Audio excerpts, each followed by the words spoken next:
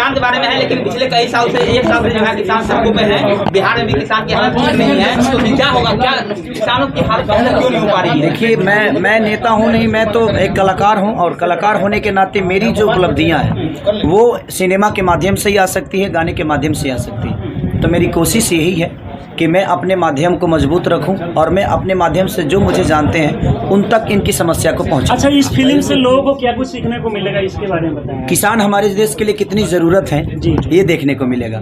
किसानों की उपलब्धियां हमारे लिए कितनी मायने रखती है ये देखने को मिलेगा।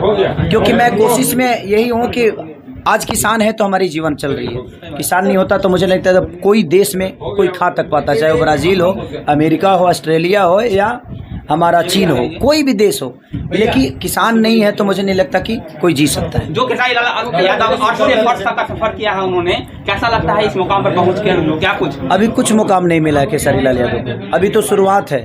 अभी तो हमें बहुत कुछ करना है अपने राज्य के लिए, अपनी भाषा के लिए, अपने लोगों के लिए, अपने देश के लिए। तो जिस दिन लग जाएगा मुझे कि हमने ये मुकाम हासिल कर लिया, उस दिन जरूर बताऊंगा। अभी बहुत कुछ दिनों पहले आपका एक दर्द छलका था खेसारी लाल यादव जी, आपने कहा था कि साड़ी पहन के जब मैं नाचता था तो मुझे नामर्द लोग बोलते थे, तो आपका ये दर्द छलका था। लेकिन अब जो लोग मानसिक, वो मेरा कला था, वो मेरा कला है, वो साड़ी पहन के नाचना मेरा कला है। मैं साड़ी भी पहनता हूँ, मैं जींस पैंट भी पहन के नाचता हूँ, तो मेरा कला है। और लोग उसको किस हिसाब से लेते हैं ये उनके अपने सोच है, उसके लिए मैं कुछ नहीं बोल सकता। ठीक है भैया। अच्छा, आप लोग बिहार सरकार से क्या मांग करेंगे? जो भोजपुरी इंडस्ट्री के जो एक्टर हैं वो ज्यादा बिहार में काम नहीं करते हैं, तो बिहार में काम व्यवस्था होगी तब ना करेगा कोई। बिहार में जब व्यवस्था ही नहीं है तो कैसे कोई काम करेगा? अभी आपका बाप जी फिल्म बहुत ट्रेंड कर रहा है, सिनेमा हॉल में बहुत दिन से चल रहा है और काफी लोगों का प्यार मिला है, इसके बारे में क्या कहेंगे? बस ये पहली बार नहीं हुआ है, कई बार जब भी मेरा सिनेमा रिलीज होता है तो लोगों का प्यार और आशीर्वाद हमें हमेशा मिलता है। और मुझे खुद से ज़्यादा अपनी जनता पे विश्वास होती है कि ये भगवान स्वरूपी जनता मेरे सिनेमा को फूल समझ के स्वीकार जरूर करें। एक ट्रेंड चल रहा है कि भोजपुरी और हिंदी का मिक्सअप सॉन्ग चल रहा है। जैसे पवन सिंह का बरसात गाना आया था, तो क्या खेसारी लाल यादव भी भोजपुरी और हिंदी मिक्स करते कोई गाना बना? मैं हिंदी खुद ही गाया हूँ, आपने देखा होगा तेरे मेरे दरमिया। तो तेरे मेरे दरमिया मेरी जो गाना है, आज मुझे लगता है कि हर देश में बज रहा है वो।